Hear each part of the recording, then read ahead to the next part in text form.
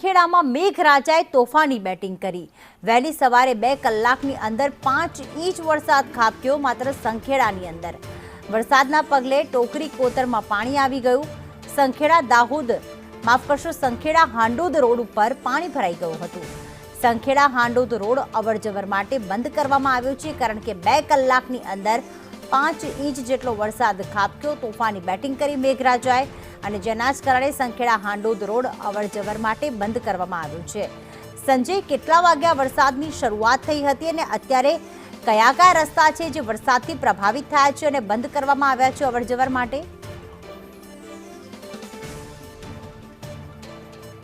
કલાકની અંદર 123 mm 5 inch જેટલો ભારે વરસાદ ખાબક્યો છે અને એને કારણે સંખેડાની બિલકુલ નજીકથી પસાર થતા ટોકરી કોતરમાં પાણીની ભરપૂર આવક થઈ છે।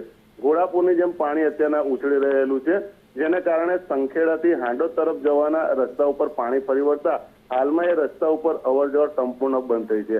આ સિવાય સંખેડાથી બંગલી તરફ જવાનો જે રસ્તો છે એની ઉપર પણ પાણી ફરી વળ્યું છે અને એને કારણે સંખેડાથી બંગલી તરફ જવાનો રસ્તો પણ બંધ થયો છે। આભાર સંજય તમામ માહિતી માટે।